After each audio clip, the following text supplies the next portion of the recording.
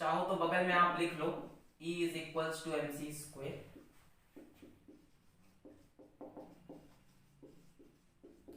ठीक है, वो भी सही है, गलत नहीं है, बट एक्चुअल में क्या हुआ आज ये समझते हैं। ठीक है, मास एनर्जी इक्विवेलेंस। तो सन 1905 में आइंस्टीन साहब की स्पेशल थ्योरी ऑफ रिलेटिविटी आई, जिसमें उन्होंने एक सजेशन दिया है, ध्यान से सुनना। इन 1905 Einstein in his special theory of relativity suggested, अब देखो इन्होंने क्या कहा है, सुनना इनकी बात। suggested that mass is a form of energy, ये बोल रहे हैं मास एनर्जी का फॉर्म है। आपने शायद पढ़ रखा हो mass can be converted to energy, when mass is destroyed energy is created. ना ना, mass can not be converted to energy, mass is a form of energy. और सुनो, ही प्रिडिक्टेड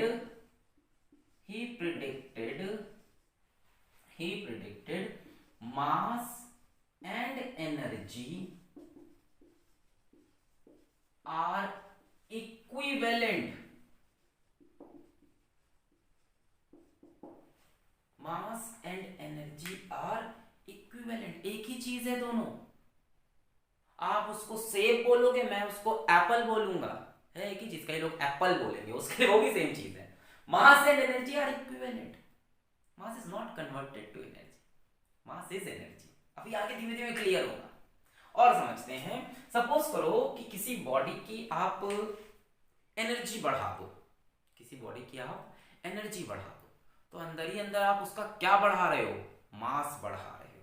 देखो, if energy of a body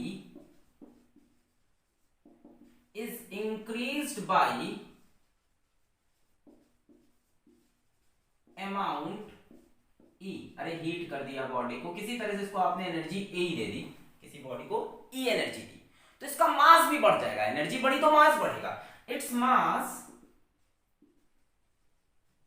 increases by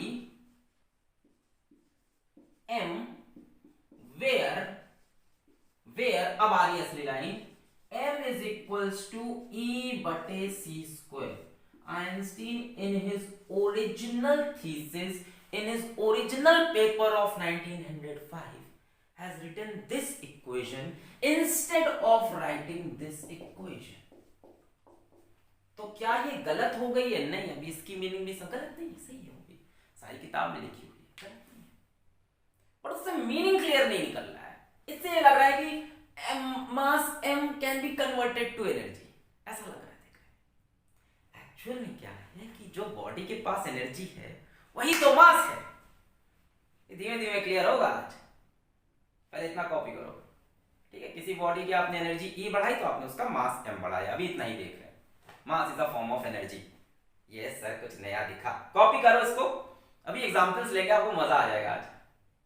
वो गलत नहीं है, ये स्कूल में जाके आप टीचर को मौका मार रहे हैं, सर आप गलत नहीं है, वो भी सही है। ये बताते हैं कि वो कैसे अप्लाई होगा। अब आइंस्टीन के ओरिजिनल पेपर में जाके इसको देख रहे हैं, वो अलग भाषा में लिखा है, उसमें तुमको सिंबल्स भी अलग, कुछ समझ में नहीं आएगा, जाई बीटा कुछ उसके सिंबल्स नहीं समझ में आएंगे।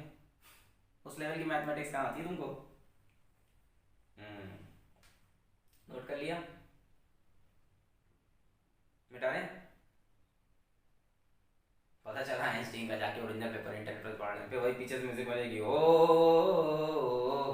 कुछ समझ पल्ले आएगा नहीं, पल्ले पड़ेगा नहीं। मिटा रहे इसको, 1 2 3 4 5। चलो मैं आपको कुछ एग्जांपल्स देता हूं जिसमें ये चीज आपको दिखने लगेगी।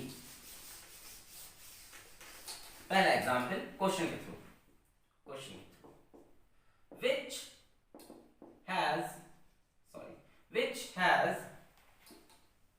which has more mass, a stationary ball or identical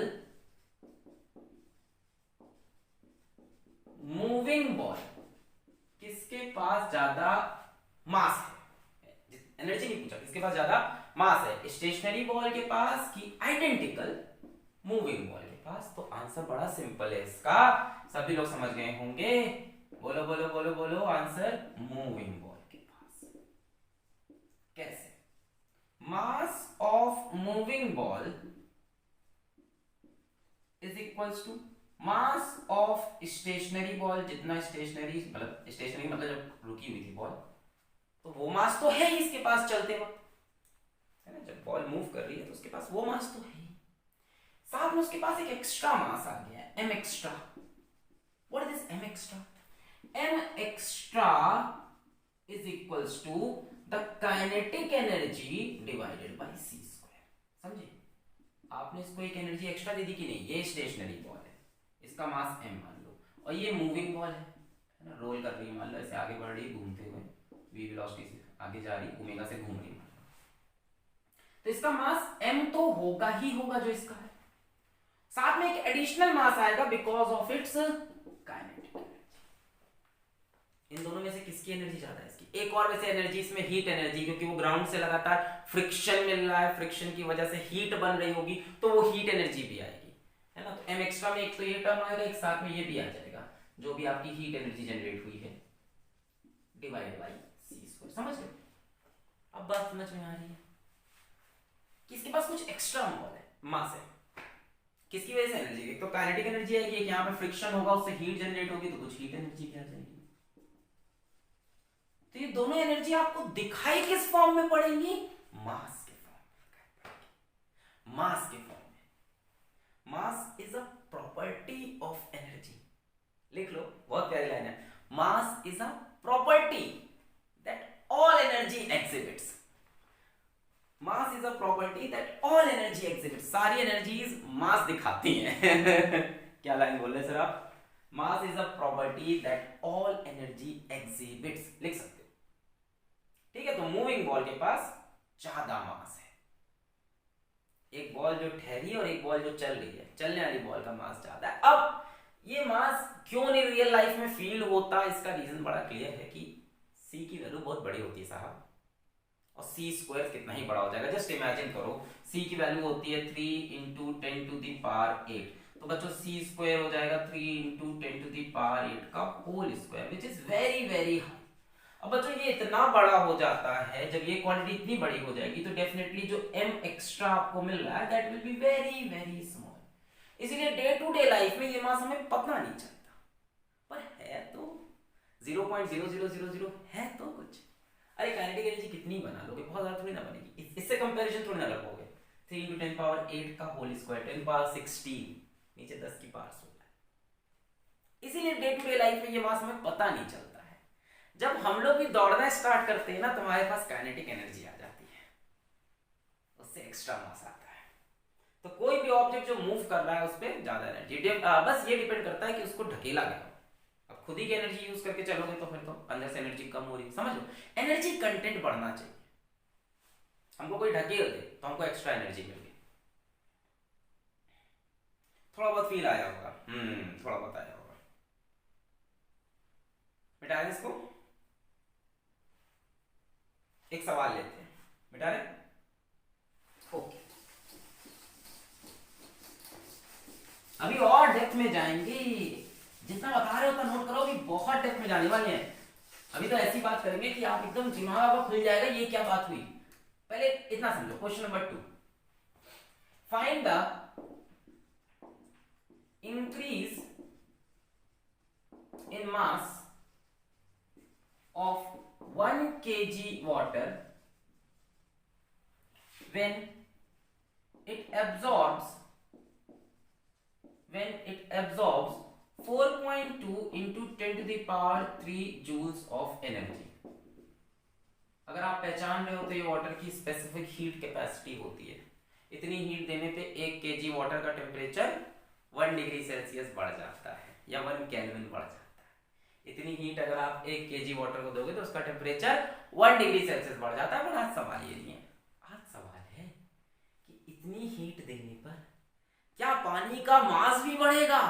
यही तो हम पढ़ रहे हैं कि एनर्जी बढ़ी तो मास बढ़ा। मास is a property that all energy exist, तो बिल्कुल बढ़ेगा मास। कुछ तो बढ़ेगा, कितना बढ़ेगा? E divide by C square, इतना मास बढ़ जाएगा। E कितना है देखो जरा, 4.2 into 10 to the power 3 joules. अरे बड़ा छोटा वैल्यू है। और c square 3 into 10 to the power 8 का whole square metre square per second square. अब देखो जी जरा कितनी छोटी वैल्यू आने वाली, इसलिए डे टू डे लाइफ में हम इसकी बात नहीं कर रहे होते हैं।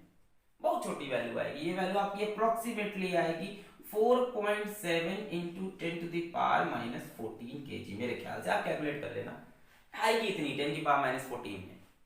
तो आप देख लो कितना कम मास बढ़ रहा है। तो डे टू डे लाइफ में इसीलिए इन इक्वेशंस की ज्यादा वैल्यू नहीं है, इसलिए आपको छोटे क्लास में ये नहीं बताया गया। बट फिर मैं बोलूंगा कि ये टर्म जीरो नहीं है। This is very small, I agree, this mass is very small, this m is very small. But एक लाइन मेरी याद देखो, बट नॉट बढ़ता है। किसी भी चीज की आप एनर्जी बढ़ाओगे तो उसका मास बढ़ता है। एनर्जी बढ़ाने से मास बढ़ता है, एनर्जी बढ़ाने से मास बढ़ता है। तो मास है क्या? मास है क्या यार? किसी चीज की एनर्जी बढ़ाया तो उसका मास बढ़ गया। मास है क्या चीज? कभी सोचो, mass is the amount of matter contained. है क्या मास? आओ देखते हैं, इसको मिटाते हैं। अभी तो इतना समझ में आया कि चीज की एनर्जी बढ़ाएंगे तो उसका मास बढ़ेगा। कितना बढ़ेगा? E divide by C square. अब मैं कह रहा हूं मास चीज क्या है? फिर एनर्जी से ही अगर मास आ रहा है तो मास क्या है? मिटा दे इसको। चलो आप सबसे बड़ा बेसिक सवाल, what is mass?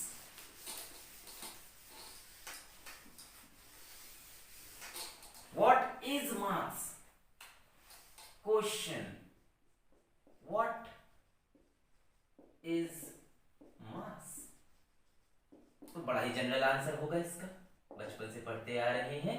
Mass is amount of matter, amount of matter contained in a body, जो भी है, इन a body, in a object, जो भी है, amount of matter. What is matter then? है क्या मास? आओ देखें। अच्छा समझ लो ये वो बॉडी है जिसमें अमाउंट ऑफ मैटर होता है, ठीक है। इन एन ऑब्जेक्ट कर लेते हैं, ऑब्जेक्ट अच्छा लगता है ना, बॉडी सॉडी अच्छा वर्ड नहीं है। इन एन ऑब्जेक्ट, बॉडी याद है किसमें यूज हुआ था? मुन्ना भाई एमबीबीएस में बॉडी चाहिए। Contained in an object. अच्छा तो ऑब्जेक्ट की बात करते हैं। ये रहा ऑब्जेक्ट जिसमें मैटर है। मैटर मतलब क्या है? एटम्स है। यानी ये ऑब्जेक्ट बना है छोटे छोटे छोटे छोटे एटम से बना है। किससे बना है? एटम से बना है। मेड अप ऑफ, ठीक है, MUO, made up of, MUO, made up of atoms. अच्छा, क्या एटम्स के पास कोई फोर्स ऑफ अट्रैक्शन होती है? पढ़ रखा होगा आपने, inter atomic forces of attraction. बिल्कुल होती है। अगर कोई दो बॉडी आपस में एक दूसरे को अट्रैक्ट कर रही हैं तो क्या वहां पे पोटेंशियल एनर्जी का टर्म होना चाहिए? आपने इलेक्ट्रोस्टैटिक्स में देखा, चार्ज अट्रैक्ट करते हैं या रिपेल करते हैं तो वहां पे एक पोटेंशियल एनर्जी का टर्म आता है। आपने ग्रेविटेशन चैप्टर में देखा है कि मासेस एक दूसरे को अट्रैक्ट करते हैं तो ग्रेविटेशनल पोटेंशियल एनर्जी आती है। यानी जहां भी फोर्स ऑफ अट्रैक्शन वगैरह होती है या रिपल्शन होती है वहां पे आता है पोटेंशियल एनर्जी। तो यहाँ पे एक पोटेंशियल एनर्जी होगी एटम्स की, PeA लिख लिया। दूसरी चीज, क्या मैटर के अंदर जो एटम होता है वो ऐसे बैठा रहता है? नहीं, गैसेस में बहुत तेज वाइब्रेट करता है, लिक्विड में थोड़ा धीमे और सॉलिड्स में बहुत कम, पर करता तो है। यानी इसका हो रहा होगा वाइब्रेशन, इसका हो रहा होगा क्या? वाइब्रेशन। अब बच्चों किसी चीज का अगर वाइब्रेशन होगा जुम जुम जुम जुम जुम जुम तो उसके पास आएगी काइनेटिक एनर्जी।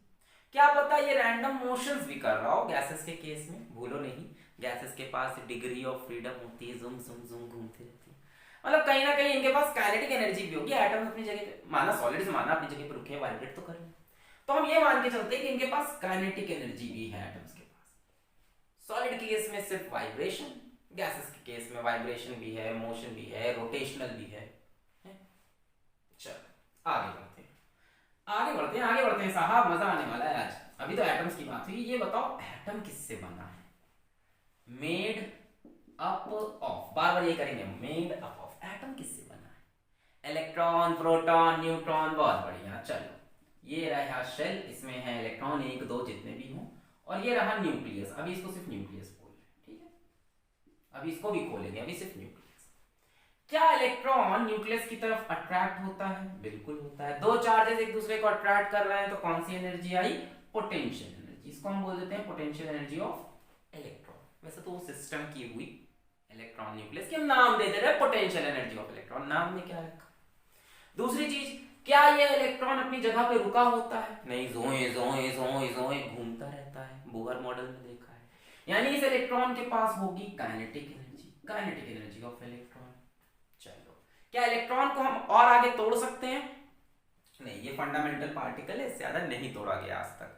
क्या न्यूक्लियस को आगे तोड़ा जा सकता है? बिल्कुल, न्यूक्लियस को आगे तोड़ सकते हैं। तो न्यूक्लियस की बात करते हैं, made up of, made up of, nucleus is made up of nucleons, nucleus is made up of nucleons. अरे न्यूक्लियॉन्स मतलब कुछ नहीं, प्रोटॉन न्यूट्रॉन। डर गए, क्या है ये न्यूक्लियॉन्स? न्यूक्लियस के अंदर क्या होता है? प्रोटॉन न्यूट्रॉन होता है। अच्छा एक बात बताओ, क्या प्रोटॉन न्यूट्रॉन आपस में एक दूसरे को अट्रैक्ट करते हैं? करते हैं भैया, वरना न्यूक्लियस में बंद के कैसे रहेंगे?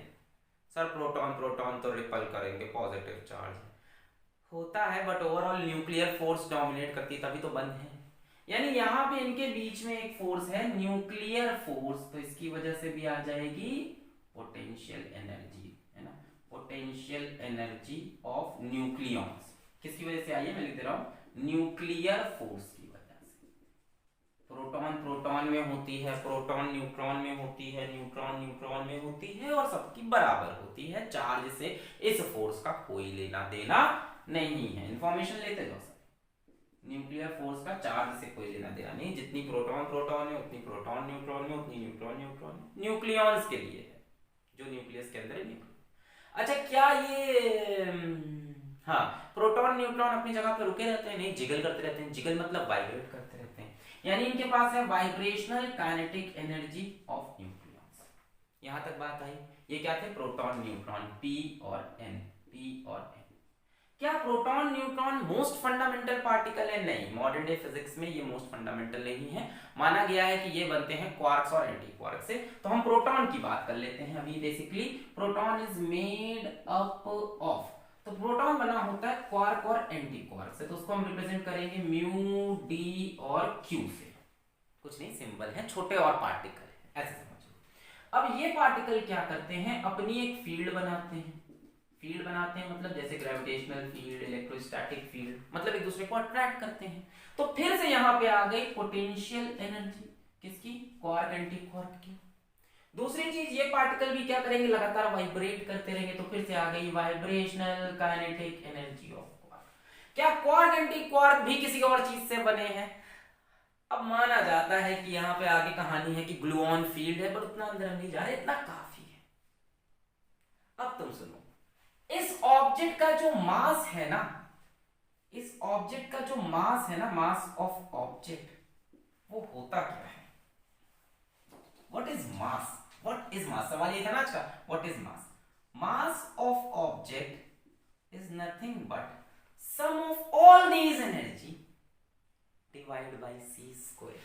Potential energy of atom plus kinetic energy of atom plus potential energy of electron plus kinetic energy of electron plus potential energy of nucleons plus vibrational kinetic energy of nucleons plus potential energy of quark plus vibrational kinetic energy of quark divided by c square.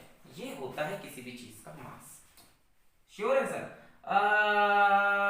पहले copy करो।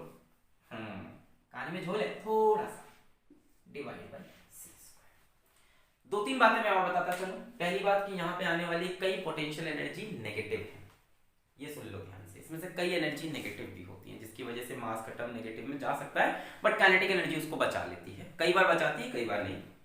दूसरी बात, ये जो मास आया है वो इस ऑब्जेक्ट का 99% मास आता है। 1% मास कहां से आ रहा है अभी पता नहीं चल पाया है। बोला गया है कि ग्लूऑन फील्ड जो होती है उसकी वजह से हो रहा है, गारंटेड नहीं। सो ये जो मास है this contributes for 99% mass of any object.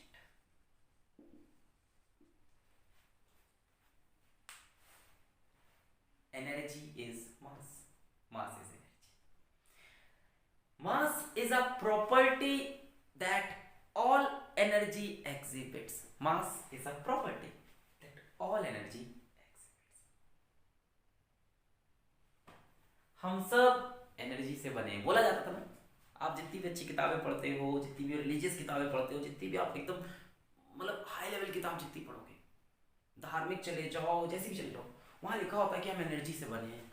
Here it is. No, I'm not some preacher कि हम प्रूफ कर रहे हो, बता रहा हूँ यही है सच्चाई दुनिया की।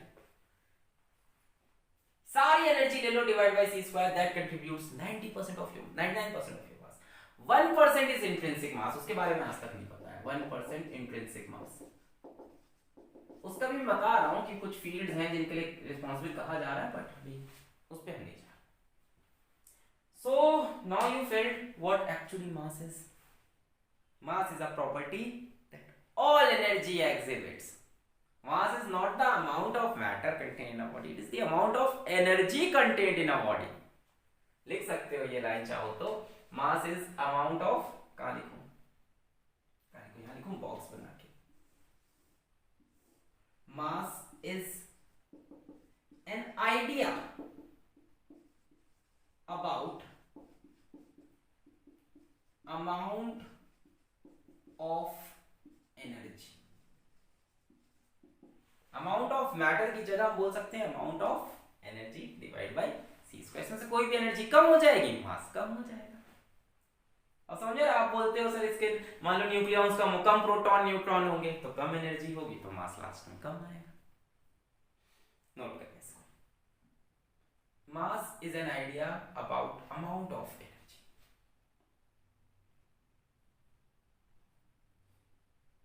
मिटा रहे 1 2 3 4 5 मिटा रहे 1 2, पॉज करके नोट कर लो। Okay,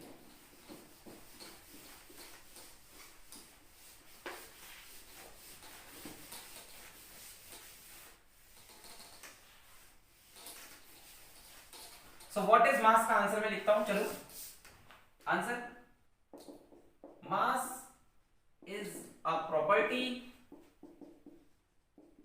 that all energy exhibits, हर एनर्जी इसको दिखाती है। Mass is an idea about amount of energy in a body. Clear है?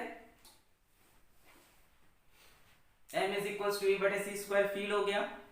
अब सवाल आता है कि क्यों, why we write e is equal to mc square. क्या ये गलत है? नहीं, बिल्कुल गलत नहीं। इसकी मीनिंग थोड़ी समझो, कुछ गलत मीनिंग नहीं है, मतलब कुछ गलत नहीं है, इसकी मीनिंग समझ लो। इसका मतलब क्या है, इफ m मास डिसअपियर्स, हाँ किसी तरह से कहीं से कोई मास डिसअपियर हो गया, इसका मतलब है एनर्जी E इज रिलीज्ड। अब आपको फील हो गया होगा यार कहीं से कुछ मास गायब हो गया, इसका मतलब क्या गायब हुई, एनर्जी। तो वो एनर्जी सिस्टम में रिलीज हो जाएगी, सराउंडिंग में रिलीज हो जाएगी, मेरे सिस्टम से सराउंडिंग में रिलीज हो जाएगी। आप समझ रहे हो, इस इक्वेशन का ये मतलब है कि अगर m मास डिसअपियर हुआ, मान लो यहाँ मेरे पास कोई हाथ में कोई एटम है, न्यूक्लियाई है, कुछ है मेरे हाथ में, ठीक है, अचानक से इसका मास कम हो गया, कुछ हुआ, कोई न्यूक्लियर प्रोसेस, कहाँ गया मास? तो हम बोलते हैं mass is converted to energy. अरे नहीं भैया, मास कम हुआ मतलब एनर्जी कम हुई।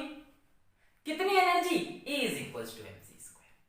अब इसी को लोग बोलते हैं mass is converted to energy. Mass is converted to energy. तो क्या ये गलत है? पता नहीं, ये डिसीजन आपके हाथ में हम छोड़ते हैं। अलग अलग लोग अलग अलग क्लेम करते हैं, कुछ लोग कहते हैं गलत है, कुछ लोग कहते हैं सही। जो कहानी तो हमने आपको समझा दी, अब डिसीजन आपका है कि ये गलत है कि सही है, ठीक।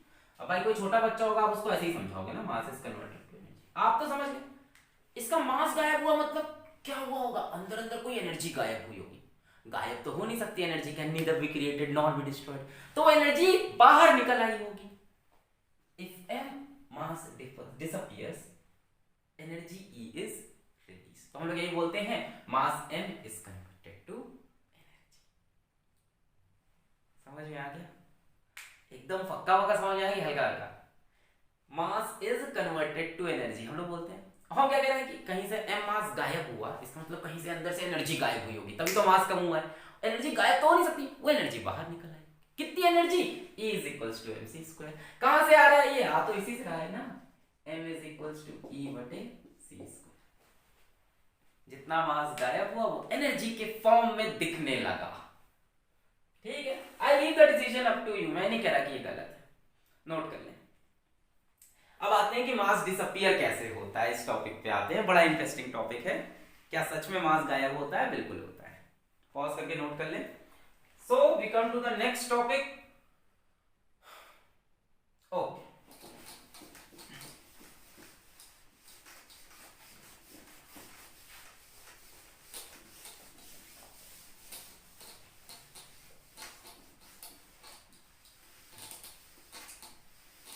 देने को एग्जाम्पल बहुत है। मान लो आपके पास एक टॉर्च है, टॉर्च के अंदर होती है बैटरी, बैटरी के अंदर होता है केमिकल। आप टॉर्च को जला दो, बाहर क्या निकली? लाइट, मतलब एनर्जी। धीमे धीमे बैटरी केमिकल खत्म होता जाएगा, धीमे धीमे लाइट बाहर जाती जाएगी। Mass is converted to energy. जैसे बोल रहा हूँ बोल दो, धीमे धीमे टॉर्च का जो वेट है वो कम हो जाएगा, ठीक है। आओ अच्छा एक्चुअल टॉपिक पे आते हैं। ये सब तो अलग अलग एनालॉजी है, लोगों के आर्गुमेंट्स होते हैं इस पे।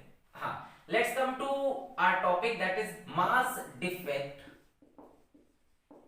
लाइंस लिख लिया। Mass is a property that all energy exhibits. Mass is a form of energy. Mass defect and binding energy, आज का दूसरा topic. Mass defect and binding energy, खूब अच्छे समझ लो इसको। Mass defect and binding energy. देखो देखा गया the mass of nucleus is less than the sum of mass of all nucleons making it। क्या बोला? कि जो न्यूक्लियस का मास है और जो इसके अंदर न्यूक्लियॉन्स का मास जब देखा तो न्यूक्लियस का मास इससे कम बन रहा है।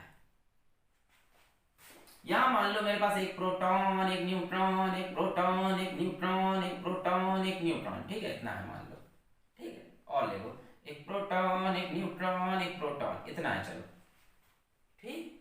इससे मान लो एक न्यूक्लियस बना सामने हमारे, ठीक। ये क्या है? न्यूक्लियॉन्स हैं, इनसे बना एक न्यूक्लियस। इस न्यूक्लियस के अंदर क्या होगा? 1 2 3 4 5 5 प्रोटॉन होंगे, 1 2 3 4 5। और क्या होगा इस न्यूक्लियस में? 1 2 3 4 4 न्यूट्रॉन है, 1 न्यूट्रॉन, 2 न्यूट्रॉन, 3 न्यूट्रॉन, 4। एग्जाम्पल है ये, मत गिनने मत लगना कि न्यूट्रॉन का प्रोडक्ट है। देखा गया कि इस न्यूक्लियस का मास इस टोटल के मास से कम हो रहा है। देखा गया कि इसका जो मास है, मास of nucleus is less than the mass of nucleons making it। सारे न्यूक्लियॉन्स का मास जोड़ा, इन सबका जोड़ा, आंसर आया 5 kg।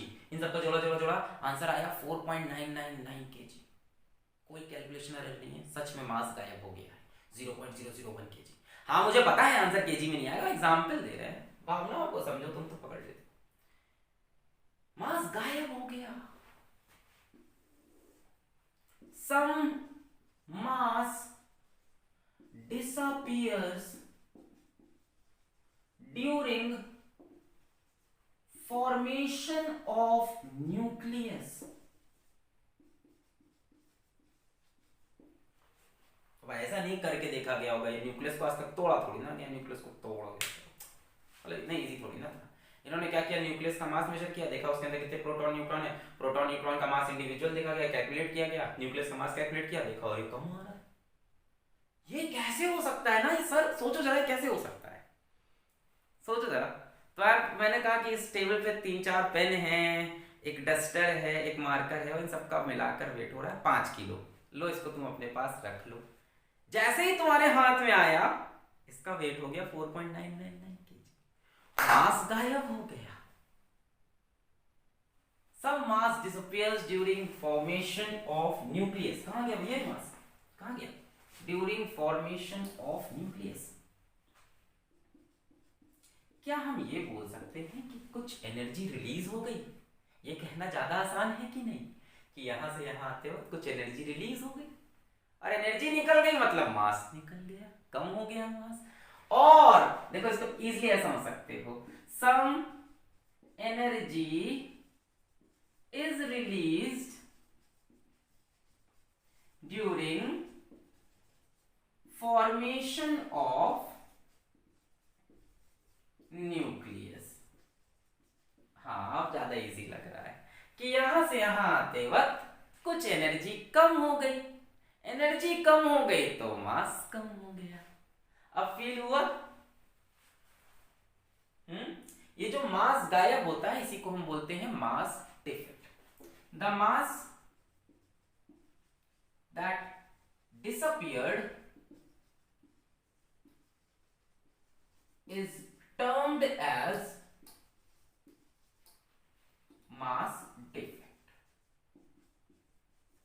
हर न्यूक्लियस का अपना अपना मास डिफेक्ट होता है, ठीक है। डेफिनेटली ये AMUs में होता है, केजी में नहीं होता, बहुत थोड़ा थोड़ा मास डिफेक्ट होता है, 0.001 AMU, ठीक है। ऐसा नहीं कि 1 किलो मास गायब हो गया, मैं तो एग्जाम्पल दे रहा था। अब समझ में आ रहा है कि ये जो रिएक्शन होता है न्यूक्लियॉन से न्यूक्लियस बनने का, ये एक्सोथर्मिक रिएक्शन है। यहां से यहां जाते वक्त कुछ एनर्जी बाहर निकल जाती है, और एनर्जी अगर बाहर निकल गई मतलब मास बाहर निकल गया, तो मास डिक्रीज कर गया। मैं तुमको और अच्छे समझा सकता हूं कि एनर्जी बाहर कैसे निकली। एक्चुअल में इसके अंदर एक नई एनर्जी आई है जो नेगेटिव है, बहुत आसान है समझना। देखो यार, प्रोटॉन प्रोटॉन न्यूट्रॉन न्यूट्रॉन सब में अट्रैक्शन आ जाएगा। अभी कोई अट्रैक्शन है, कोई बंधन नहीं है, यहाँ अंदर ना एक बंधन आ गया। पहले इतनी बात समझो, पहले नोट करो। बातों में बातें बताया जा रहा है, सर कुछ पल्ले पड़ ही रहा है। मासूम थे सर इस वीडियो को देखने के पहले।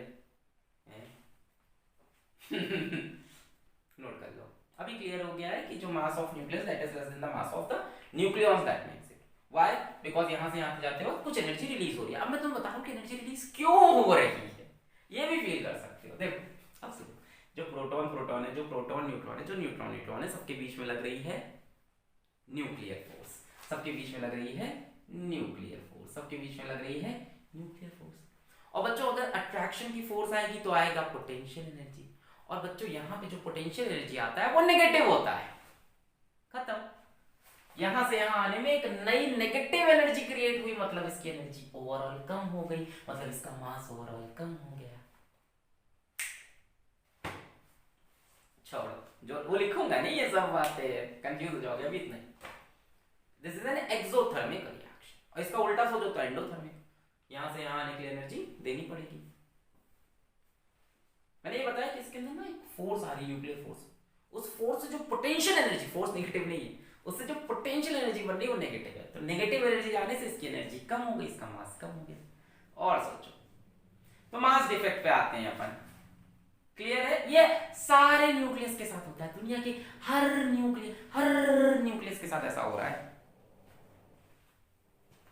चलो मास डिफेक्ट कैलकुलेट करते हैं और कितनी एनर्जी रिलीज होती है कैलकुलेट करते हैं। मास डिफेक्ट कैलकुलेट करते हैं।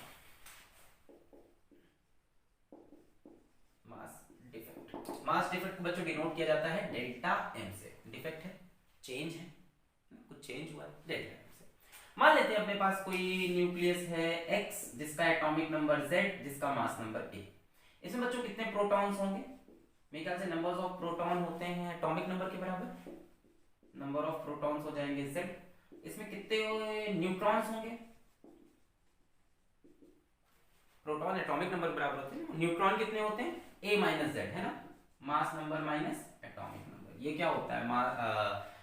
ये क्या होता है? सम ऑफ प्रोटॉन न्यूट्रॉन, और ये प्रोटॉन तो इसमें से माइनस करें। अच्छा, so delta m is equals to mass of nucleons minus mass of nucleus. Nucleus का मास कम है ना, उधर जाते तो कुछ एनर्जी रिलीज हो रही है। मास of nucleons means mass of all protons plus mass of all neutrons minus mass of nucleus, यही तो है। अच्छा, ठीक। मास ऑफ प्रोटॉन को हम बोल देते हैं mp, मास ऑफ न्यूट्रॉन को हम बोल देते हैं mn। ठीक, कितने प्रोटॉन है z, तो मास ऑफ प्रोटॉन हो जाएगा z times of mass of proton. भाई इसके अंदर कितने प्रोटॉन है? z प्रोटॉन है, एक प्रोटॉन का मास mp माना। सारे न्यूट्रॉन्स का मिला के मास कितना हो जाएगा बच्चों? a minus z mass of neutron. और न्यूक्लियस के लिए सिंबल यूज कर लेते हैं x का। This is the value of mass defect.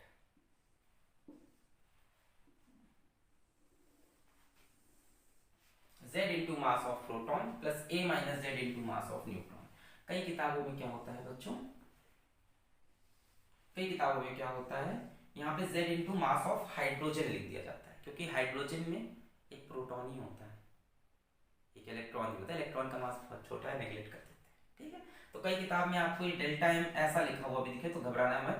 z into mass of hydrogen plus a minus z into mass of neutron minus mx। बोलो confuse तो नहीं हुए भाई? हाइड्रोजन में होता ही क्या है? एक प्रोटॉन एक इलेक्ट्रॉन, तो इलेक्ट्रॉन तो बहुत कम मास होता है, उसको हटा दो, ऐसे भी लिखा होता है। मैं क्या बता रहा हूँ कि यहाँ पे आपके पास कुछ प्रोटॉन्स हैं, कुछ न्यूट्रॉन्स हैं, और उससे बन गया एक न्यूक्लियस। ठीक है, तो हमने क्या किया, जितने प्रोटॉन 1 2 3 4, तो 4 times of mass of proton, तो कितने neutron? 1 2 3 4, 4 times of mass of neutron minus mass of nucleus. Clear? Mass defect. मैंने कहा प्रोटॉन की जगह मास ऑफ हाइड्रोजन भी लिखा हो सकता है, क्योंकि हाइड्रोजन की कहानी क्या है, हाइड्रोजन के न्यूक्लियस में एक प्रोटॉन है, अगल बगल एक इलेक्ट्रॉन, इलेक्ट्रॉन का मास बहुत कम होता है। Clear? This is mass defect. अच्छा, यानी यहां से आ जाते हो इतना मास गायब हो रहा है। कितनी एनर्जी गायब हो रही है? कितनी एनर्जी गायब हो रही है? कितनी एनर्जी गायब हो रही है, ये भी पता करना चाहिए। ये बता कितनी एनर्जी गायब हो रही है? The energy released, delta E बोल दे जो एनर्जी रिलीज हो रही है, ई भी बोल सकते हो। डेल्टा ई कितनी होगी? बोलो बोलो बोलो। डेल्टा एम इंटू सी। बोलो सही है, बोलो सही। अब समझ में आया? ये मैं बता रहा था कि if m mass is if m mass disappears e energy is released। तो कितनी एनर्जी रिलीज हुई? E is equals to, यहां पे ये इक्वेशन सही है, E is equals to mc square. इतनी एनर्जी रिलीज हो जाएगी delta mc square. So this delta E will be equal to z into mass of proton plus a minus z into mass of neutron minus mx into c square। इतनी energy बच्चों release हो जाएगी during the formation of a nucleus. Note करो पहले, during the formation of a nucleus. Note करो। अब बच्चों ये जो एनर्जी रिलीज हुई, इसी डेल्टा ई को हम बोलते हैं बाइंडिंग एनर्जी।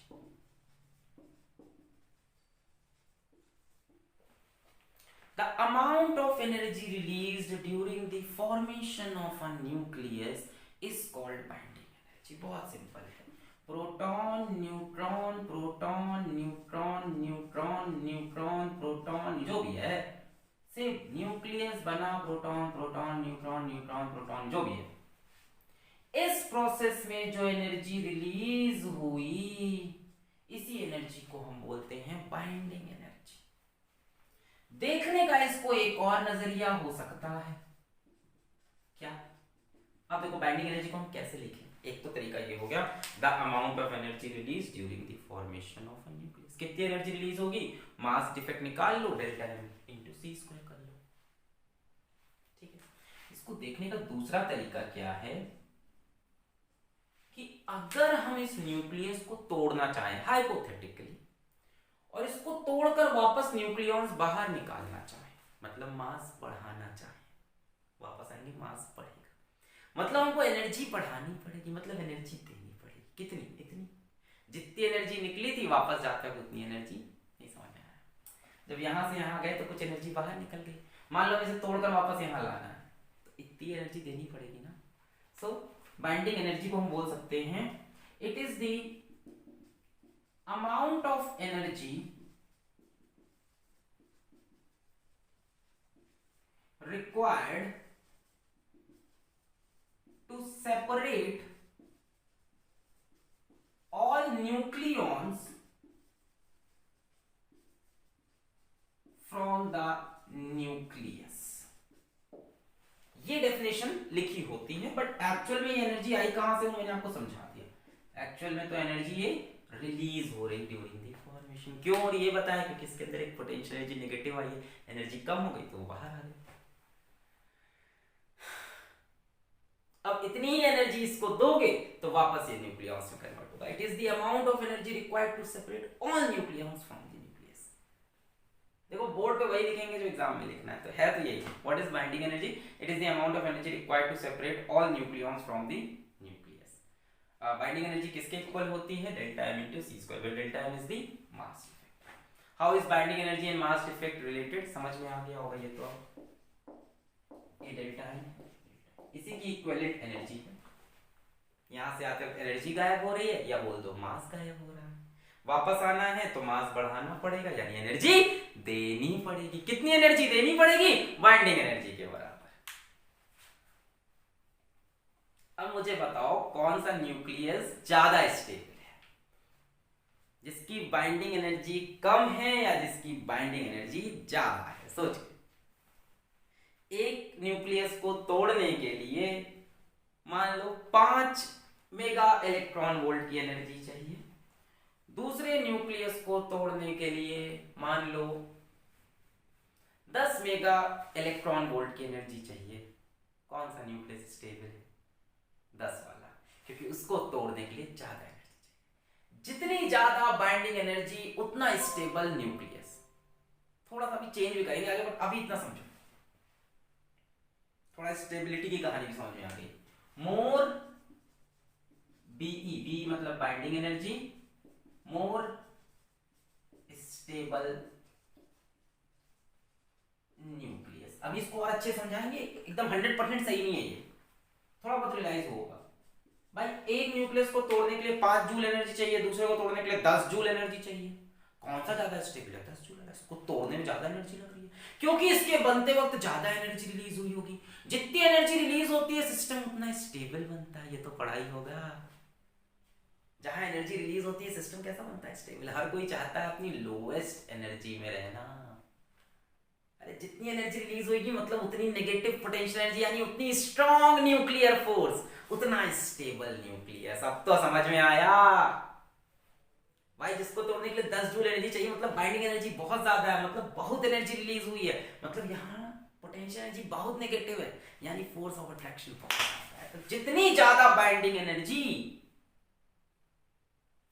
उतना स्टेबल न्यूक्लियस। बाइंडिंग वर्ड क्यों है, बाइंडिंग मतलब बाउंड करके रखता है न्यूक्लियस को। तो समझ में binding energy as it bounds the nucleons in nucleus. Main बात मैं बताने भूल गया, ये किताबों में लिखी होती है, नाम ये क्यों पढ़ा है। बाइंडिंग एनर्जी सर नेगेटिव होता है कि पॉजिटिव होता है? पॉजिटिव होता है, क्योंकि देखो उसका डेफिनेशन ये लिखा है, it is the amount of energy required. ये सवाल तो मेरे को पूछना ही था सर। पॉजिटिव नेगेटिव से बड़ा डर लगता है, पॉजिटिव होता है बाइंडिंग एनर्जी। ठीक, amount of energy required, definition ऐसे चिपका दी है ना, मिटा रहे हैं। चलो, मास डिफेक्ट किसमें होता है? एमयू में। अब जरा एक सवाल कर लेते हैं, मिटा रहे इसको। ओके, क्वेश्चन लिखो, find the binding energy associated with, find the binding energy associated with mass defect of 1 AMU। Question, find the binding energy associated with mass defect of 1 AMU. 1 AMU is 1.67 into 10 to the power minus 27 kg approximately। चलो solve करते हैं इसको। चलो भैया, binding energy delta E is equals to delta M into C square. सही है, delta M कितना बोल रहे हैं ये? 1 AMU। 1 AMU is 1 into 1.67 into 10 to the power minus 27 kg and C is 3 into 10 to the power 8 metre per second का whole square. सब SI unit में रखा है, तो एनर्जी भी जूल्स में आएगी SI यूनिट में। So 1.67 into 10 to the power minus 27 into 3 into 10 to the power 8 का होल स्क्वायर जूल्स। ठीक है, पर हमें आंसर जूल्स में नहीं चाहिए, हमें इलेक्ट्रॉन वोल्ट में चाहिए, और सही बताएं तो मेगा इलेक्ट्रॉन वोल्ट में। जूल्स में आंसर आता नहीं, बहुत छोटा आएगा। यहाँ पे देखो 10 की पावर माइनस 27 है, यहाँ 10 की पावर 16 है, तो आंसर 10 की पावर नेगेटिव में आ रहा है, बहुत छोटी एनर्जी है। तो इलेक्ट्रॉन वोल्ट के पास चलते हैं। एक जूल में होता है, एक जूल में होता है 1.6 into 10 to the power 19 electron volt. तो हम इस पे चल देते हैं। So 1.67 into 10 to the power minus 27 into 3 into 10 to the power 8 का whole square into 1.6 into 10 to the power 19 electron volt. अब दिक्कत यह है कि 10 की पावर 19 भी इस नेगेटिव को बहुत अच्छे से बचा नहीं पाएगी, सॉरी बहुत ज्यादा बचा ले जाएगी, है ना। फिर 10 की पावर में आंसर आएगा। अब पॉजिटिव ज्यादा हो गया, देखो 10 की पावर 16, ये 10 की पावर 19, जोड़ो कितना हो गया? 16 10 26 26 9 35 35 और 27, मतलब 10 की पावर में आंसर नहीं चाहिए। तो हम चलते हैं मेगा इलेक्ट्रॉन वोल्ट में। आप मेरी बात सुनते जाओ, मेगा इलेक्ट्रॉन वोल्ट में मेगा क्या होता है? 10 की पावर 6, है ना। तो हम मेगा में जाना है, तो इसको 10 की पावर 6 से आप डिवाइड कर दो, है ना। तो 1.67 into 10 to the power minus 27 into 3 into 10 to the power 8 का होल, अरे ये 10 की पावर 16 है, 10 की पावर 19, 10 की पावर 27, जोड़ लो कितना हुआ? 10 की पावर 37, 10 की पावर 36 हो जाएगा ना, बल्कि सॉरी ये 10 हो गया, 30 सॉरी ये 16 है, सॉरी इसको इसको जोड़ेंगे ना, तो 16 26 और 10 35, 10 की पावर 35, इसमें से माइनस करोगे 5 3 8 8 आ रहा है। अभी 10 की पावर 8 तो हम पावर नहीं चाहिए, तो इसको हम फिर से डिवाइड कर लेते हैं, किससे? मेगा इलेक्ट्रॉन वोल्ट में कन्वर्ट करते हैं। इंटू 1.6 इंटू 10, सर आपको जो करना है करो, into 10 to the power minus 6 कर दो, तो मेगा समझ लो मेगा क्या होता है, 10 की पावर माइनस 6 करना पड़ेगा। अब करने के बाद जो आंसर आया दैट इज 931.5 मेगा। क्या सीखा आपने कि जो एक AMU का मास है इट इज इक्विवेलेंट टू 931.5, जो एक AMU का मास है it is equivalent to 931.5 mega electron volt.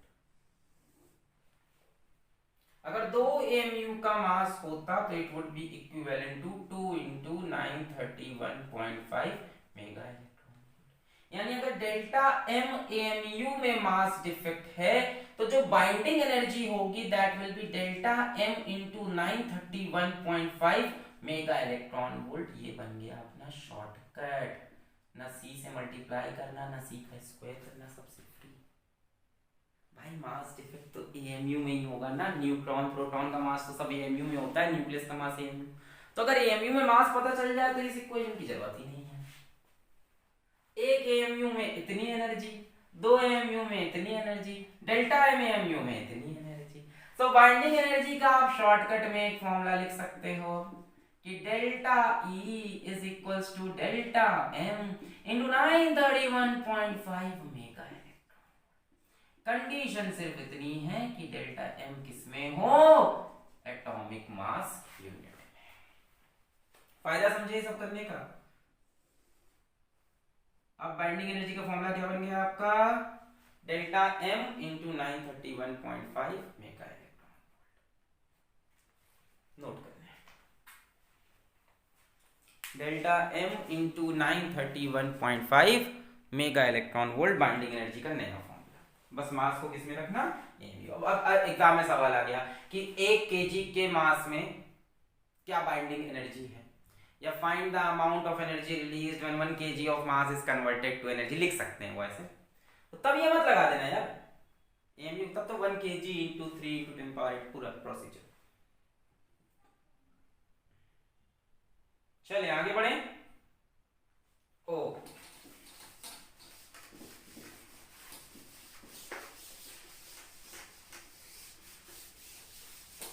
तो यहां पे ये टॉपिक भी आपका समाप्त हुआ बाइंडिंग एनर्जी का। और अब हम चलते हैं अगले टॉपिक पे, which is nuclear stability. Nuclear stability and binding energy पर nucleon.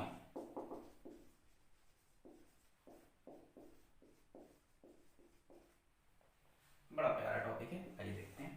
Nuclear stability and binding energy पर न्यूक्लियॉन। अच्छा देखो, अगर हम शुरू से शुरू करें तो the binding energy of heavy hydrogen. अब हाइड्रोजन की तो बात ही नहीं कर सकते ना, उसमें एक प्रोटॉन है, उसमें क्या बाइंडिंग एनर्जी की बात करें। एक ही प्रोटॉन न्यूक्लियस में, बाहर भी एक ही प्रोटॉन रहेगा। हैवी हाइड्रोजन की बात कर सकते हैं। हैवी हाइड्रोजन में क्या होता है, ड्यूटेरियम, एक प्रोटॉन एक न्यूट्रॉन, H2, एक प्रोटॉन एक न्यूट्रॉन। यहाँ मास डिफेक्ट का चांस तो है। नॉर्मल हाइड्रोजन में क्या ही बात करें यार, मास डिफेक्ट ना होगा, एक ही proton. Heavy hydrogen is 1.1 mega electron volt, किसी किसी किताब में 2.2 देता है, पता नहीं वो गलत है। 1.1 mega electron volt and that of uranium 238, ये इसका मास नंबर है, 238 is 1800 mega electron volt. Difference क्या है, मास नंबर बढ़ा है, इसका मास नंबर कम है, इसका मास नंबर ज्यादा है। तो एक बड़ा सिंपल चीज देखा गया, binding energy increases with increase in mass number. Mass number के लिए सिंबल होता है A। जैसे जैसे मास नंबर बढ़ेगा वैसे वैसे बाइंडिंग एनर्जी बढ़ेगी। अभी आप थोड़ी देर पहले ये कह रहे थे कि स्टेबिलिटी बाइंडिंग एनर्जी पर डिपेंड करती है। जितनी ज्यादा बाइंडिंग एनर्जी होगी न्यूक्लियस उतना स्टेबल होगा। भाई जिसकी बाइंडिंग एनर्जी ज्यादा है उसको तोड़ने के लिए ज्यादा एनर्जी चाहिए होगी। कहा था ना हमने, अपनी बात को हम कॉन्ट्रडिक्ट करेंगे धीमे धीमे, देखना। चलो, this means that Fe mass number 56 with binding energy करीब करीब 492 mega electron volt is less stable than uranium 238 with binding energy 1800 mega electron volt. अगर हम ये लॉजिक मान के चलें कि कब, दिस मीन्स कब, मतलब अगर हम ये लॉजिक मान के चलें कि stability is directly proportional to binding energy, अगर हम ये लॉजिक मान के चलें तो आयरन जिसकी बाइंडिंग एनर्जी वैल्यूज आपको याद नहीं करनी, करीब करीब 492 है, वो यूरेनियम से कम स्टेबल है। जबकि रियलिटी कुछ और कहती है, आयरन का न्यूक्लियस मोस्ट स्टेबल है। But In reality, Fe56 is most stable nucleus. अब ये कोई एक्सेप्शन नहीं है, मास नंबर कोई क्राइटेरिया नहीं था, अभी आपको समझाते हैं। माना आयरन के पास बाइंडिंग एनर्जी कम है, पर यहां पे नंबर ऑफ न्यूक्लियॉन्स भी तो कम है। माना ये बहुत अमीर है, इसके पास बहुत बाइंडिंग एनर्जी है, पर इसके पास उस बाइंडिंग एनर्जी से बंधने वाले न्यूक्लियॉन्स भी तो बहुत ज्यादा हैं। इतनी बाइंडिंग एनर्जी में इतने न्यूक्लियॉन को बांधना है, इसको इतनी बाइंडिंग एनर्जी में सिर्फ इतने न्यूक्लियॉन को बांधना है। अब जैसे कहने के लिए हम लोग बोलते हैं कि वो दोस्त हमारा बड़ा अमीर है, उसका बहुत बड़ा घर है, वो दोस्त हमारा बड़ा गरीब है, उसका बड़ा छोटा घर है। पहले तो करना नहीं चाहिए, वो होता है क्या है, इसमें नहीं जाते ना, कि इसकी मतलब एथिक्स में नहीं जा रहे, मॉरल वैल्यूज में नहीं, टॉपिक पे हो। तो हम लोग बोलते हैं कि दोस्त बड़ा अमीर है, इसका बहुत बड़ा घर है, पर आप ये नहीं देख रहे कि उस घर में 4 फैमिली रह रही है? और जो जिसको तुम गरीब कह रहे हो, उसके घर में एक ही फैमिली रह रही है। तो भाई छोटे घर वाला भी तो हो सकता है ज्यादा। भाई यहाँ बड़ा सा घर है, मान लो 3 फ्लोर का घर बनाया है, उसके अंदर 50 आदमी भर गए कि यहाँ से खिड़की से बाहर निकल रहा है, दरवाजे से बाहर निकल रहा है, तो क्या ये स्टेबल है? ज्यादा बाइंडिंग एनर्जी होने का मतलब ये थोड़ी ना कि स्टेबल है। अरे भैया इतनी बाइंडिंग एनर्जी में इतने न्यूक्लियॉन्स मैनेज करने हैं, यहाँ इतनी बाइंडिंग एनर्जी में सिर्फ इतने न्यूक्लियॉन मैनेज करने, यानी binding energy is not the criteria for stability. Binding energy पर न्यूक्लियॉन की, एक न्यूक्लियॉन को कितनी बाइंडिंग एनर्जी मिल रही, that is the criteria for stability. कि पर पर्सन घर में कितना स्पेस है। अगर एक एक इंसान के लिए एक कमरा है तो आप अमीर हो अपने घर में। अब कोई कह रहा सर मेरा तो भाई के साथ रूम शेयर होता, मैं तो गरीब निकला। तुम्हारा खुद का कमरा है, तुम बहुत अमीर हो, मैं बहुत अमीर हूँ, मेरे पास अपना कमरा है। एक कमरा मेरे को मिला हुआ रहता है घर में। चलो अच्छा वापस आते हैं, समझ में आ गई बात। ज्यादा बाइंडिंग एनर्जी नहीं, बाइंडिंग एनर्जी पर न्यूक्लियॉन की। बाइंडिंग एनर्जी ज्यादा है, पर बांधना भी तो इतने ढेर सारे न्यूक्लियॉन को इसमें से, इतनी बाइंडिंग एनर्जी से इतने बांधना है। so actually binding energy per nucleon, nucleon मतलब proton neutron, is criteria for nuclear stability। अब समझ में आ गया? क्या सिर्फ बाइंडिंग एनर्जी को देखकर आप डिसीजन दे दोगे? नहीं, आप देखोगे उसके न्यूक्लियॉन्स के। बाइंडिंग एनर्जी टोटल जो है उसको नंबर ऑफ न्यूक्लियॉन से डिवाइड करो, देखो एक प्रोटॉन या एक न्यूट्रॉन के ऊपर कितनी बाइंडिंग एनर्जी है ना, ये अपनी कितनी बाइंडिंग एनर्जी एक प्रोटॉन न्यूट्रॉन पे लगा रहा है। ज्यादा दम लगा रहा है कि नहीं? इसके पास हाँ माने इसका दम ज्यादा, पर इसके घर में मैनेज करने के लिए बच्चे भी तो बहुत ज्यादा है, सबके ऊपर कितना ध्यान दे पाएगा? ये नहीं दे पाएगा। और ये सब पे ज्यादा ध्यान दे पाएगा, एक पे तो पकड़ के रखेगा। अब समझ में आ गया? नोट कर लें। Actually binding energy per nucleon is criteria for nuclear stability। इसकी आप बाइंडिंग एनर्जी पर न्यूक्लियॉन चाहो तो निकाल लो, 8.8 आएगी अप्रोक्सीमेटली, आनी चाहिए, या तो वैल्यूज गलत होंगी थोड़ी बहुत, नहीं आई तो। और इसकी बाइंडिंग एनर्जी पर न्यूक्लियॉन निकालोगे तो 7.6 आएगी। अब तो क्लियर है कि आयरन क्यों ज्यादा स्टेबल है। इसको 8.8 आनी चाहिए और ये 7.6 नहीं आ रही, तो इन वैल्यूज में कुछ गलती होगी, इस वैल्यू में स्पेशली। मिटा रहे इसको, समझ में आ गया फंडा? न्यूक्लियर स्टेबिलिटी बाइंडिंग एनर्जी पर डिपेंड नहीं करती, बाइंडिंग एनर्जी पर न्यूक्लियर। अच्छा, इसके बाद क्या हुआ? साइंटिस्टों ने एक कर्व बना दिया। हाय हाय हाय, ग्राफ बना दिया सर। अरे सर आपको याद नहीं करना है, ग्राफ समझना है, टेंशन मत लो ना, ग्राफ की वैल्यू रटनी है ना कुछ, सिर्फ समझना। एक ग्राफ बनाया गया, किसका? एक कर्व बनाएंगे हम, कर्व ऑफ बाइंडिंग एनर्जी पर न्यूक्लियॉन वर्सेस मास नंबर। ठीक है, इसको स्टेबिलिटी कर्व भी बोल सकते हो। आओ देखो, बड़ा इंटरेस्टिंग है। आपको सर सभी इंटरेस्टिंग लगता है, यहाँ इन सबसे छोटी छोटी चीजें सिलेबस हमारा बढ़ता जाता है। बाइंडिंग एनर्जी पर न्यूक्लियॉन वर्सेस मास नंबर। यहाँ नीचे मास नंबर ले लेंगे, ठीक है, यहाँ इस पे हम बाइंडिंग एनर्जी पर न्यूक्लियॉन ले रहे हैं, ठीक है ना। और हम ये ले रहे हैं किसमें? इन मेगा इलेक्ट्रॉन वोल्ट, ठीक है, यूनिट हमने मेगा इलेक्ट्रॉन वोल्ट। यहाँ यहाँ हमारा 0 है बच्चों, और यहाँ हम लेते हैं 2, यहाँ लेते हैं, आएगा पूरा, इसमें नहीं आ पाएगा फिर, ठीक है, चलो बड़ा प्यारा ग्राफ बने। यहाँ लेते हैं 2, यहाँ लेते हैं 4, यहाँ लेते हैं 6, यहाँ लेते हैं 8। 2 mega electron volt, 4 mega, 6 mega, 8 mega electron volt, इतने में काम बन जाएगा अपना, ठीक है, मेरे को बहुत ऊपर नहीं जाना है, ठीक है ना। यहाँ ले लेते हैं 8। अब हम एक प्लॉट बना रहे हैं, ध्यान से देखना प्लॉट को। आपको एग्जैक्टली प्लॉट याद नहीं होना है, थोड़ा बहुत आपको कर्व समझ में आना चाहिए।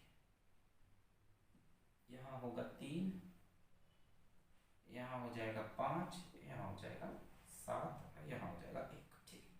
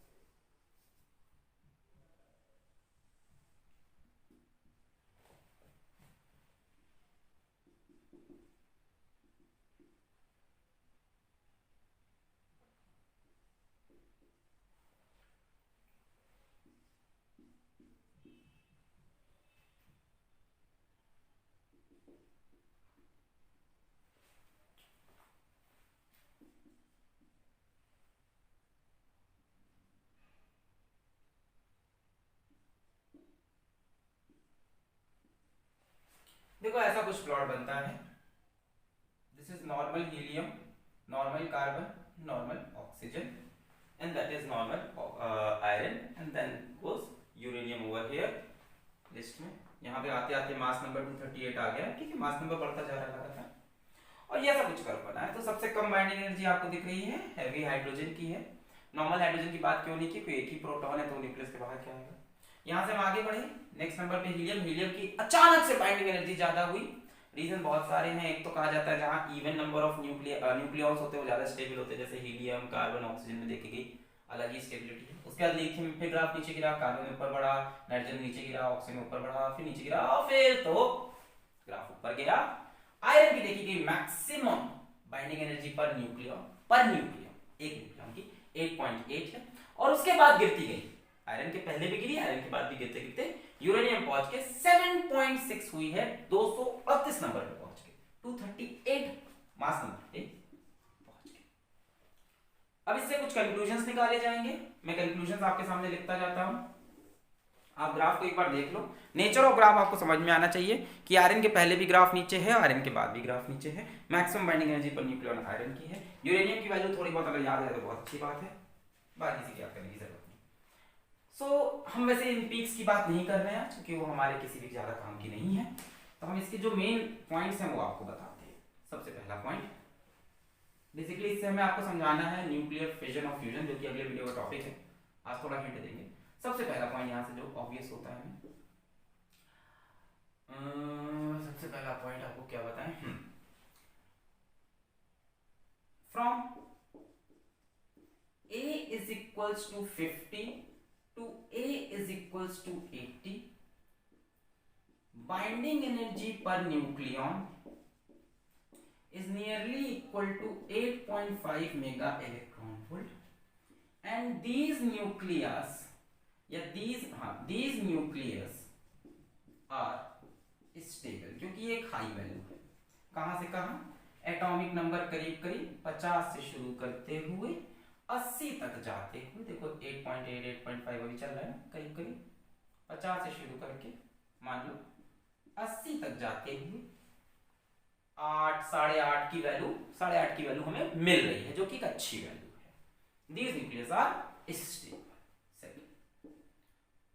Fe is equals to 56. Binding energy per nucleon is nearly 8.8 mega electron volt. Has highest binding energy per nucleon and hence most stable nucleus, इसलिए मोस्ट स्टेबल न्यूक्लियस है। ये दो पॉइंट लिखें, मोस्ट स्टेबल न्यूक्लियस।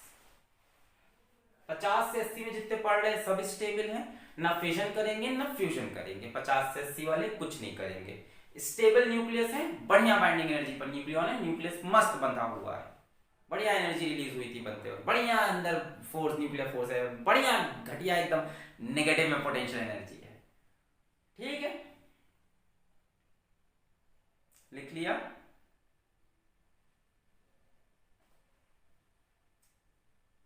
मिटा रहे हैं, third point मिटा के लिखेंगे, मिटा रहे हैं। ओके, तो 50 से 80 में कोई टेंशन नहीं है, 50 से 80 बेस्ट, और 56 पे तो सबसे बेस्ट आयरन आ गया। थर्ड पॉइंट देखो, after A is equals to 80, या ऐसे लिख लो, ऐसे लिख लो, for A greater than 80 the binding energy per nucleon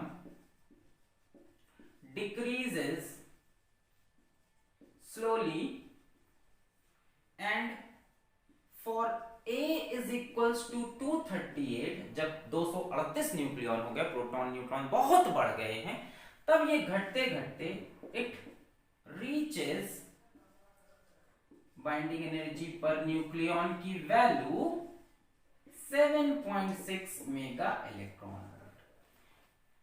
अब ये जो न्यूक्लियस हैं 80 से बड़े, ये हैवी न्यूक्लियस हैं।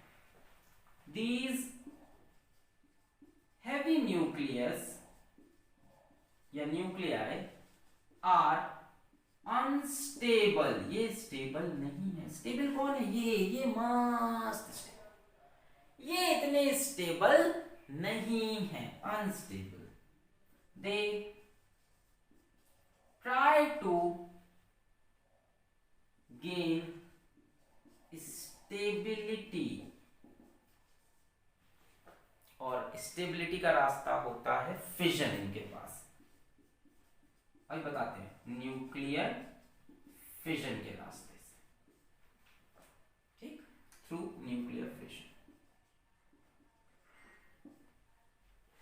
पहले लिख लो एकदम। तो इधर वाले जो हैं वो न्यूक्लियर फिजन करते हैं, इधर वाले फ्यूजन करेंगे, है ना? अभी बताएंगे, और पहले भी इतना लिखो। लिख लिया कि 80 के बाद binding energy per nucleon decrease करती है, करते करते करते 7.6 हो जाती है। मिटा है? ओके, तो ये हैवी न्यूक्लियस हैं जो कि स्टेबल नहीं है। Similarly for A less than 50 binding energy per nucleon decreases sharply, है ना? इधर तो देखो बहुत तेजी से नीचे गिरी है, इधर तो स्लोली डिक्रीज की, इधर sharply, and reaches binding energy per nucleon is equals to 1.1 mega electron volt for heavy hydrogen. These nuclei are light and unstable. तो जो बहुत हैवी हैं और जो बहुत लाइट हैं, दोनों अनस्टेबल हैं, क्योंकि बाइंडिंग एनर्जी पर न्यूक्लियन की वैल्यू कम है। They try to gain stability, और इनके पास रास्ता क्या होगा? Through nuclear fusion. ये वाले करेंगे फ्यूजन, ये वाले करेंगे फिजन। मिटाए? मिटा रहे? ओ, बातें अब समझ में आ रही हैं? फिर से हमने क्या क्या पॉइंट पढ़े, 4-5 पॉइंट। सबसे पहला कि 50 से 80 बाइंडिंग एनर्जी पर न्यूक्लियॉन, बढ़िया, 8.5 मेगा इलेक्ट्रॉन वोल्ट, मस्त है, यहाँ पे स्टेबिलिटी है। फिर हमने पढ़ा कि इसके 80 से इधर जाने में बाइंडिंग एनर्जी पर न्यूक्लियॉन गिरते गिरते गिरते यहाँ पे 7.6 पहुंचती है, तो ये हैवी न्यूक्लियस है, स्टेबल नहीं है। स्टेबल बनने के लिए न्यूक्लियर फिशन करेंगे। यहाँ पे 50 से नीचे तक गिरते गिरते गिरते गिरते 1.1 हो जाती है, ये भी स्टेबल नहीं है, अनस्टेबल है। स्टेबिलिटी के लिए न्यूक्लियर फ्यूजन। अब मेरी एक बात सुनो बच्चों, 4 पॉइंट हो गए, 5वां point, to gain stability,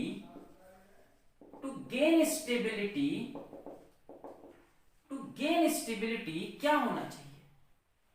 to gain stability binding energy must increase, है कि नहीं? To gain stability binding energy बढ़ेगी तभी तो स्टेबिलिटी मिलेगी, है ना? अच्छा, अब एक चीज सुनो, इन any nuclear reaction where binding energy increases, energy is always released। बहुत आसान लग रहा है, पढ़ने में भी समझ में आएगा। मान लो कोई न्यूक्लियस X से Y बना, इसकी बाइंडिंग एनर्जी मान लो है, पर न्यूक्लियॉन की बात नहीं कर रहा, बाइंडिंग एनर्जी मान लो इसकी है 100 मेगा इलेक्ट्रॉन वोल्ट और इसकी 120 मेगा इलेक्ट्रॉन वोल्ट। तो यहां से यहां आते वक्त एनर्जी रिलीज हुई कि एब्जॉर्ब हुई? जो बता दे उसको पार्ले की किस्मी बार छोटे वाली 1 रुपए में 2 आती है। यहां से यहां आते, सब भूल लो, सब भूल लो। अभी इतना समझो, स्टेबिलिटी कैसे मिलेगी? बाइंडिंग एनर्जी बढ़नी चाहिए तभी मिलेगी। किसी भी न्यूक्लियर रिएक्शन में अगर, अभी सब भूल जाओ, फिजन फ्यूजन, किसी भी न्यूक्लियर रिएक्शन में अगर बाइंडिंग एनर्जी बढ़ेगी तो एनर्जी रिलीज होगी। आपको लग रहा है यहां से यहां एनर्जी एब्जॉर्ब है, रिलीज हो रही है, सर्कलात बोल रहे हो, नहीं सही, रिलीज हो रही है उधर जाते। अच्छा सुनो, इसकी binding energy 100 mega electron volt है। इसका क्या मतलब है? मतलब इस न्यूक्लियस के बनते वक्त 100 mega electron volt energy release हुई होगी। इसकी binding energy 120 mega electron volt है। इसका क्या मतलब है? इसका मतलब है इसके बनते वक्त 120 एनर्जी रिलीज हुई होगी। तो यहां से यहां जाने में अभी 20 और रिलीज करना पड़ेगा कि नहीं है? इसका मतलब क्या हुआ? During formation of X 100 mega electron volt is released, और इसका मतलब हुआ during formation of Y 120 mega electron volt is released, है कि नहीं? इतनी एनर्जी इसके न्यूक्लियस बनते वक्त रिलीज हुई होगी और इसके न्यूक्लियस बनते वक्त 100 mega electron volt energy release हुई होगी। तो यहां से यहां जाने में अभी 20 और रिलीज, देखो ये बन गया मतलब 100 तो रिलीज हो गई, पर अब जब ये यहां जाएगा तो 20 और रिलीज करनी पड़ेगी ना। यानी यहां से यहां जाते हो क्या होगा? 20 मेगा इलेक्ट्रॉन वोल्ट रिलीज होगी। तभी तो स्टेबिलिटी आएगी जब एनर्जी कम होगी। और नहीं सर एनर्जी बढ़ रही, अरे यार बाइंडिंग एनर्जी तो रिलीज होती है, ऐसे सोचो। जब X का फॉर्मेशन हुआ होगा तो न्यूक्लियॉन्स आए होंगे, यहां गए होंगे, तो 100 मेगा इलेक्ट्रॉन वोल्ट एनर्जी बाहर निकली। जब Y का फॉर्मेशन होना है तो न्यूक्लियस अंदर आए, 120 मेगा इलेक्ट्रॉन वोल्ट एनर्जी बाहर निकली। तो X तो बन गया है, यानी 100 एनर्जी तो निकल गई है। अब Y बनाना है तो कुछ और एनर्जी बाहर निकाल दो, कितनी और? 20 और। तो एक लाइन पकड़ लो, in any nuclear reaction where binding energy increases energy is always released. बहुत ही पक्की लाइन बता रहे हो, कभी कंफ्यूज नहीं होंगे। जब भी देखो बाइंडिंग एनर्जी बढ़ रही है तो समझ जाओ एनर्जी रिलीज हुई, क्योंकि इसके फॉर्मेशन में 100 निकल चुकी थी, इसके फॉर्मेशन के लिए 120 निकलनी चाहिए, तो अभी 20 और निकलेगी। अब समझ जाओगे फिजन फ्यूजन दोनों, अब फिजन फ्यूजन दोनों समझ जाओगे। यहां से नोट करो इतना, ये टोटल बाइंडिंग एनर्जी है, मिटा रहे हैं, पॉज करके नोट कर लो। 1 2 3 4 5, चलो अब समझ जाओगे, सब बहुत आसान है। यहां से चलो पहले हैवी न्यूक्लियस की बात करते हैं। Let us talk about nuclear fission इसमें क्या होगा, a heavy nucleus splits into two smaller nuclei of nearly same mass,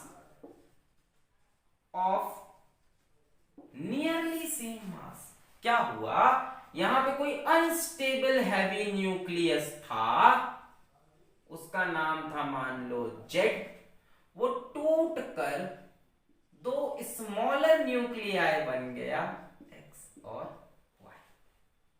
ये ज्यादा स्टेबल हो गए कि नहीं बताओ, बाइंडिंग एनर्जी पर न्यूक्लियन बढ़ गई कि नहीं, अरे हैवी होने में अनस्टेबल है, यहां पे कोई अनस्टेबल था मान लो जेड, और जेड टूट कर दो लाइटर न्यूक्लियाई बना लिया एक्स एंड वाई, जो कि स्टेबल है। आप समझे, तो कोई हैवी न्यूक्लियस जेड टूट के बना लिया एक्स प्लस वाई। अच्छा अब सुनो सुनो सुनो सुनो ध्यान से, मास नंबर की बात करते हैं थोड़ी। मास नंबर मतलब ए मतलब number of protons and neutron. मान लो इसका मास नंबर 100 है, जस्ट अज्यूम कर लो इसका मास नंबर 100 है। जो टूटा है वो दोनों न्यूक्लियाइज कैसी होंगे, नियरली सेम मास की होंगी, तो इसका मास नंबर मान लेते हैं 50, इसका भी 50 है ना, या थोड़ा आप आओ तो आगे पीछे कर लो, एक का चलो 55 मान लेते हैं, है ना, एक का चलो 45 मान लेते हैं, नियरली सेम मास की, ठीक है 50 है, हाँ ठीक है, नियरली सेम मास, एक का मास 55 है, एक का मास 45 है। अभी देखो स्टेबिलिटी कैसे मिल रही है, टूट के छोटा, अरे यहाँ तो समझ में आ रहा है स्टेबिलिटी कैसे मिल रही है, 100 वाले की आपको दिख रहा है बाइंडिंग एनर्जी पर न्यूक्लियन कम है, और जब वो टूट कर छोटे छोटे बन गया है, तो बाइंडिंग एनर्जी पर न्यूक्लियन तो बढ़ी गई होगी। 55-45 वालों की देखो, ये तो बढ़िया स्टेबिलिटी वाले हैं, 45 वाला फिर भी स्टेबल ही है, इससे कंपेयर तो बहुत दूर से आ रहा है, 100 वाला बहुत नीचे है, 45 वाला कम से कम यहाँ तक, तो स्टेबिलिटी तो मिल रही है। और देखते हैं कैसे, थोड़ा एग्जाम्पल देखते हैं, एक अज्यूम कर लेते हैं बाइंडिंग एनर्जी पर न्यूक्लियन की वैल्यू थोड़ी सी, तो मान लेते हैं 100 वाले की बाइंडिंग एनर्जी पर न्यूक्लियन है लेट अस से यहाँ 7.6 थी, तो यहाँ मान लेते हैं कि है अपनी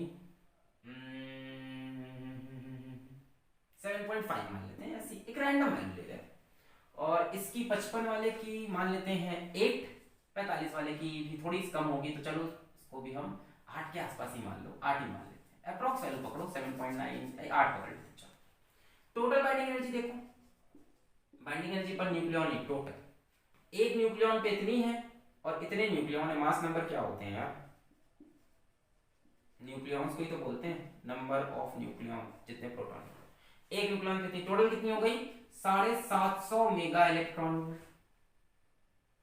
यहाँ कितनी हो गई 8 इंटू 55 8 इंटू 45 यानी 100 इंटू 8, यानी यहाँ टोटल कितनी हो जाएगी 800 मेगा इलेक्ट्रॉन, यानी इधर से इधर जाते वक्त binding energy, total binding energy बढ़ी है, यहाँ टोटल बाइंडिंग एनर्जी है 750 मेगा इलेक्ट्रॉन वोल्ट, यहाँ टोटल बाइंडिंग एनर्जी है 800 मेगा। ये सब एग्जाम्पल आप चाहो तो इससे ही समझ सकते हो कि भाई ये अनस्टेबल था, टूट के स्टेबिलिटी रेंज में पहुंच गया, एक बार में नहीं पहुंचता, कई बार यहाँ पहुंचता है, फिर वो टूट के आगे जाते हैं, या फिर वो रेडियो एक्टिविटी करते हैं, दूसरा तरीका ये भी है, फिजन भी होता है साथ में, दोनों तरीके हैं स्टेबिलिटी अचीव करने के, एक बड़ी गोल्डन लाइन में अब जाके बता रहा हूँ वीडियो में, हम सॉरी मेरे को पहले बताना चाहिए था ये चीज, फिजन भी होता है साथ में रेडियो एक्टिविटी भी होती है, उससे भी वो स्टेबिलिटी रेंज में आते हैं, ठीक। तो यहाँ पे आपको दिख रहा है कि 50 mega electron volt energy release हुई होगी, है ना, क्योंकि बाइंडिंग एनर्जी पर न्यूक्लियन बढ़ रही है, या टोटल बाइंडिंग एनर्जी बढ़ रही है, ये सब एक अप्रॉक्स वैल्यू है। ये है न्यूक्लियर फिजन। न्यूक्लियर फ्यूजन में क्या होगा देखते हैं, इसको नोट कर लें, सब अप्रॉक्स वैल्यू है, इस पे मत जाएं आप, मैंने आपको तरीका बता दिया है एनर्जी कैलकुलेट करने, कितनी एनर्जी रिलीज हुई, एग्जाम में सवाल आएगा, तो बाइंडिंग एनर्जी पर न्यूक्लियॉन्स देखना, उसको मल्टीप्लाई करना मास नंबर से, तब टोटल बाइंडिंग एनर्जी आएगी, तब एनर्जी रिलीज आएगी। एनर्जी रिलीज कितनी है, एनर्जी रिलीज कितनी है 50 मेगा इलेक्ट्रॉन वोल्ट। एग्जाम में कई बार आता है कितनी एनर्जी रिलीज हुई, तो निकाल लोगे, जो बाइंडिंग एनर्जी पर न्यूक्लियॉन है उसको मास नंबर से मल्टीप्लाई, मास नंबर से इधर की यहाँ से यहाँ बढ़ रही है, बढ़ेगी तभी वो प्रोसेस स्पॉन्टेनियस होगा भाई, तभी तो स्टेबल न्यूक्लियर बनेगा। चलो अब आते हैं न्यूक्लियर फ्यूजन पे।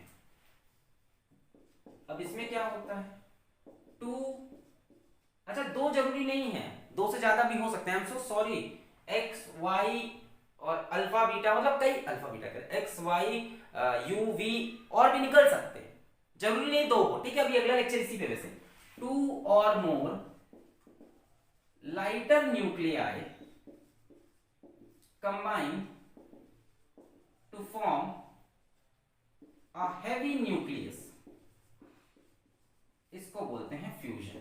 फ्यूज करना, मिलना, फ्यूजन। जैसे यहां से मान लो दो लाइटर न्यूक्लियाई थे, ए और बी, दोनों जुड़कर एक हैवी न्यूक्लियस बना लिए सी। ओवरऑल देखो बाइंडिंग एनर्जी पर न्यूक्लियॉन बढ़ गई, ए प्लस बी गिव्स सी। इधर से इधर आना, इधर देखो, इधर से इधर आने के लिए तोड़ना पड़ेगा, इधर से इधर आने के लिए न्यूक्लियॉन्स को जोड़ना पड़ेगा। इसके भी न्यूक्लियॉन्स को हम बाइंडिंग एनर्जी कम, न्यूक्लियॉन्स को बाइंडिंग, हम दोनों चिपक के अपने नंबर ऑफ न्यूक्लियॉन्स बढ़ा लेते हैं। हम लोग क्या करते हैं, चिपक के अपने मास नंबर बढ़ा लेते हैं भाई। मास नंबर बढ़ते ही अपनी बाइंडिंग एनर्जी पर न्यूक्लियॉन बढ़ जाएगी। यहाँ मास नंबर बहुत ज्यादा है, इसको थोड़ा कम कर लेते हैं। मास नंबर कम करने का तरीका, टूट जाओ, न्यूक्लियस आधे आधे पार्ट में कर दो। यहाँ मास नंबर कम है, थोड़ा बढ़ाएं तो स्टेबिलिटी है, जुड़ जाते हैं, समझे। अच्छा यहाँ मास नंबर मान लो इसका है 2, इसका मान लो 4, 2 और 4 कितना हो जाएगा इसका 6। नंबर ऑफ न्यूक्लियस 2 है, 4 है, चिपक गई दोनों की न्यूक्लियस, 6 हो गए। बाइंडिंग एनर्जी पर न्यूक्लियॉन तो बहुत कम कम है, बहुत कम कम है, बहुत कम कम है। कितनी है इसकी, एक 3 मान लेते हैं दोनों की, 3 और इसकी कितनी दिख रही है, करीब करीब इसकी तो बहुत बढ़ गई है, 6 हो गई है। Total binding energy 2 3 6, 4 3 12, 6 6 36। तो 6 और 12 इधर कितनी है 18 मेगा इलेक्ट्रॉन वोल्ट, इतना कितनी है 36 मेगा इलेक्ट्रॉन वोल्ट। तो इस तरफ टोटल आ रही है 18 मेगा इलेक्ट्रॉन वोल्ट, इस तरफ 36 मेगा इलेक्ट्रॉन वोल्ट। कितनी एनर्जी रिलीज हुई, 18 mega electron volt energy release हुई। अगले लेक्चर में हम पूरा न्यूक्लियर फिजन फ्यूजन भी बनाएंगे। अभी हमने आपको आइडिया दिया स्टेबिलिटी अचीव करने का तरीका है फिजन और फ्यूजन। हैवी न्यूक्लियस कह रहा है कि भाई थोड़ा मास नंबर कम होता तो हम इधर होते हैं, तो कहता है टूट के अपनी न्यूक्लियस को आधा आधा कर लो, मास नंबर कम हो जाएगा। ये कह रहे हैं थोड़ा मास नंबर ज्यादा होता तो हम इधर होते, आगे आते स्टेबल हो जाते। तो कहते हैं काम करते हैं, जुड़ जाते हैं, जुड़ के मास नंबर। ठीक है, बताने में बहुत आसान है, ऐसा होता नहीं है प्रोसेस। अगला लेक्चर इसी पे आएगा, न्यूक्लियर फिजन पे। पढ़ाई करते रहो। All the